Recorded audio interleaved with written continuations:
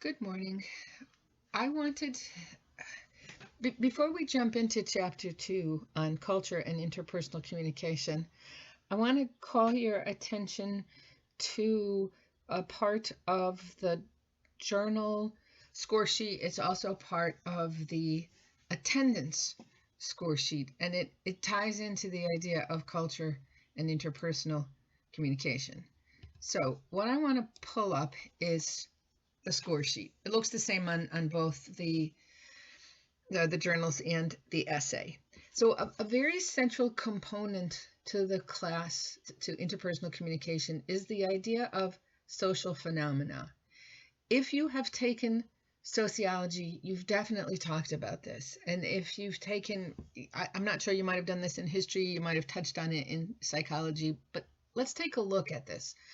Social phenomena basically means that we are all influenced by the culture in which we live. And culture it can be very simple, the culture of your family. It could be the culture of your neighborhood. It could be the culture of your town. It could be the culture of the entire country, the United States. So let's take a look at what I am looking for. So basically, to show me that you really understand what you're talking about, you are going to thoroughly explore the influences that shape a person's or a group's attitudes, beliefs, emotions, and actions. So what are the things that are happening that cause you to act the way you do, or to believe that certain things are normal and other things are somehow not normal? And how, okay, so that's part of it. And then getting a lot of emails. And then the next one is, all right, so you're exploring what the things that influence us and how these systems are created, maintained, and altered by group, individual, or cultural means. Okay, so I always, and then obviously you're going to apply the concepts to your life and analyze it effectively. One of the things that I like to look at is the issue of, when you enter your house, do you take your shoes off or not? So there's no law, there's no rule necessarily that says that this is something we have to do, or this is something that it doesn't matter if we do or not. But within your family, the family has decided that this is something important.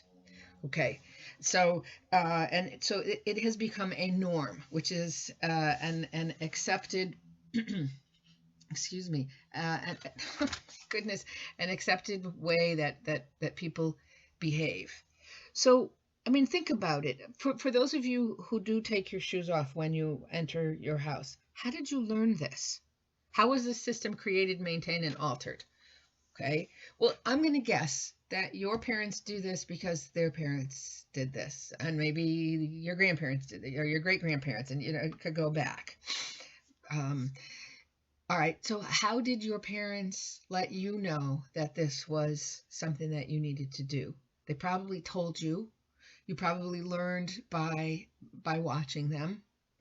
Uh, you know, when I was growing up, we did not take our shoes off at the door. I don't think either of my sets of grandparents um, did either.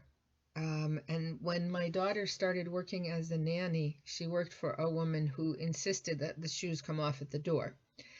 And so then my daughter brought this idea back to us. And then I thought, she's got a point. There's really disgusting stuff out there that we're stepping on, and we're tracking it all over the house.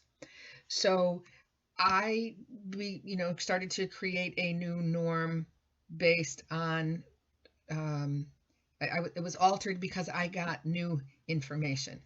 Okay, this is not necessarily an easy concept for students to understand, but let me reiterate that social phenomena is the idea that human beings are social and that we are shaped by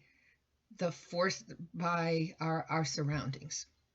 Sometimes we do things because that's how we were raised, and sometimes we do things in spite of how we were raised. If you've ever said, I'm certainly never going to do this when I have kids, you're going to create your own norm.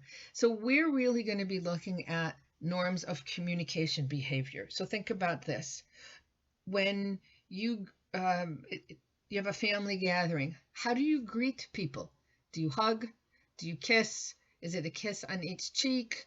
Do men greet each other one way and women greet each other a different way? How do men and women interact? These are communication behaviors. So I just want you to realize that. Keep thinking about this. Keep asking questions if you are not sure, because this definitely is a central component to the entire course.